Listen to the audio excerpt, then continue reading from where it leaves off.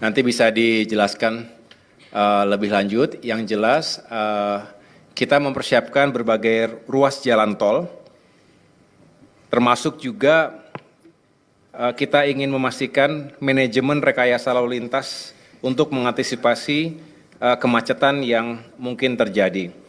Ini bisa saya jelaskan secara singkat, nanti mungkin kesempatan berikutnya bisa dijelaskan oleh Menteri PU.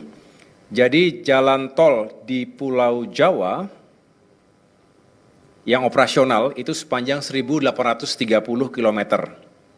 Kemudian ada beberapa, saya ulangi, tempat istirahat dan pelayanan yang dipersiapkan itu ada 90 secara keseluruhan dan 422 gerbang tol beroperasi. Kemudian untuk mendukung kelancaran libur Natal dan Tahun Baru, yang dilakukan antara lain, yang pertama penambahan ruas tol beroperasi sepanjang 47,6 km di Pulau Jawa. Ini ada beberapa keterangannya, apakah yang di Cimanggis Cibitung, Cibitung Cilincing, Solo Yogyakarta, Serpong Balaraja, dan lain sebagainya. Kemudian ada juga yang sifatnya fungsional, jalan tol fungsional sementara.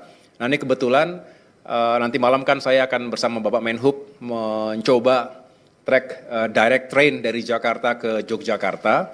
Kemudian keesokan harinya saya juga akan melakukan pemeriksaan bersama Menteri PU di segmen jalan tol fungsional khususnya yang menghubungkan Klaten dengan Prambanan, kurang lebih 8,6 km.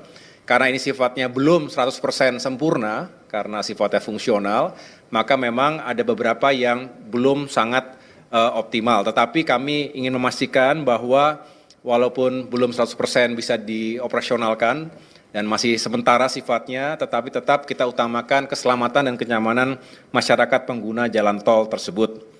Kemudian yang lain-lain adalah peningkatan kapasitas jalan tol, ya, termasuk untuk Jakarta Cikampek, di mana pengoperasian tambahan 1 lajur ruas Jakarta Cikampek dari 3 lajur menjadi 4 lajur pada sejumlah kilometer yang nanti bisa dijelaskan lebih rinci di kesempatan yang lain. Saya pikir itu jaringan jalan nasional non tol di Indonesia juga akan terus kita persiapkan sehingga masyarakat nanti bisa traveling dengan lebih baik lagi. Cukup? Baik.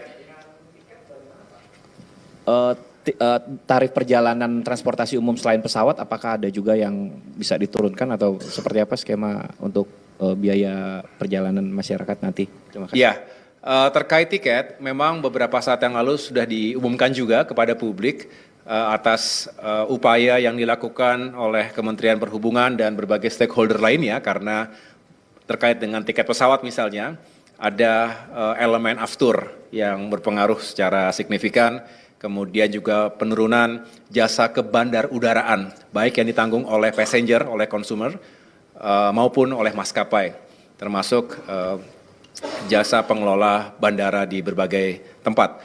Dan yang terakhir tentunya terkait dengan fuel surcharge. Jadi kita bisa menurunkan kurang lebih average itu 10% untuk tiket pesawat. Sedangkan yang lain-lain saya dengar tadi untuk kereta api, untuk direct train itu bisa mendapatkan pemotongan 50%. Inilah yang sedang terus diuji. Beberapa hari yang lalu sudah diuji Jakarta Semarang, dan nanti malam saya akan ikut Jakarta Yogyakarta. Mudah-mudahan juga bisa membantu masyarakat yang akan menggunakan kereta api dari Jakarta ke 2 provinsi tersebut. Baik. Mas Menteri, diperkirakan kan ada 110 juta masyarakat yang melakukan perjalanan. Apakah ini di breakdown misalnya berapa yang menggunakan transportasi darat, berapa yang laut dan udara? Dan antisipasinya akan seperti apa? Makasih. Sebetulnya tadi sudah dipaparkan kepada Bapak Presiden, nanti bisa diserahkan kopinya untuk datanya ya. Ada bisa diambil sebentar. Mohon